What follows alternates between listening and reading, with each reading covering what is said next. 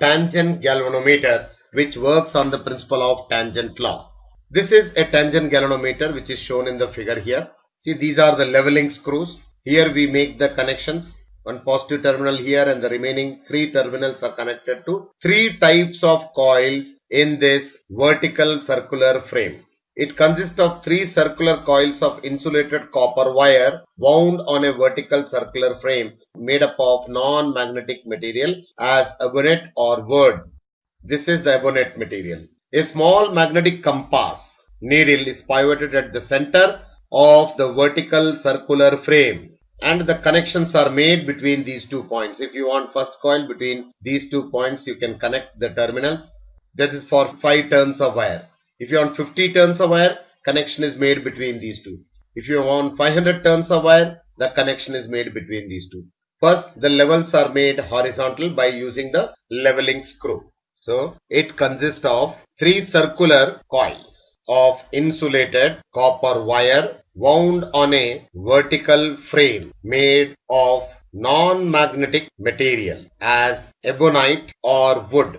A small magnetic compass needle is pivoted at the center of the vertical circular frame. When the coil, this is the vertical coil which is there, when the coil of the tangent galvanometer is kept in the magnetic meridian and the current passes through any of the coil, then the needle at the center gets deflected and comes to an equilibrium position under the action of 2 perpendicular fields. One due to the horizontal component of earth and another the magnetic field due to the current carrying conductor, or magnetic field B set up by the coil due to the current. When the current starts flowing in this coil, there will be a magnetic field along the axis. So, when the coil of the tangent galvanometer is kept in magnetic meridian and current passes through any of the coil, then the needle, this needle which is at the center, then the needle at the center gets deflected and comes to an equilibrium position under the action of 2 perpendicular fields. The first field is horizontal component of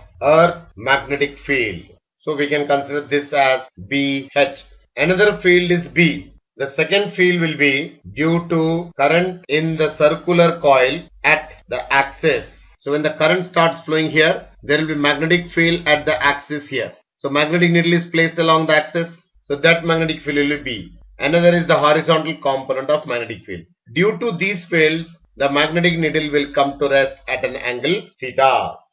In equilibrium, we know B equal to BH tan theta, tangent law in magnetism, where B is the magnetic field due to the current carrying coil at the center, and that magnetic field at the axis of this coil will be equal to mu naught Ni by 2R, where N is the number of turns of the coil, R is the radius, I is the current, and theta here is the angle measured with the horizontal component of magnetic field.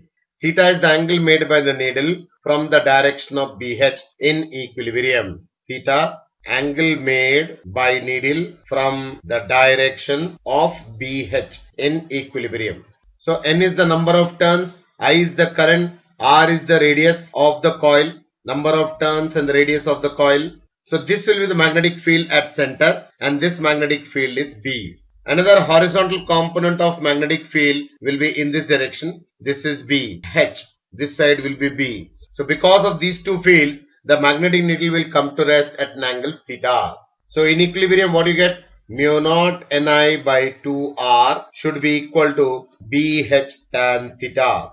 So BH is the Earth's magnetic field, horizontal component constant, R is constant, N is the number of turns, mu naught is constant. All these 3 things will bring it this side, and we can write this as I is equal to K tan theta, where K value is equal to 2RBH divided by mu naught times of N.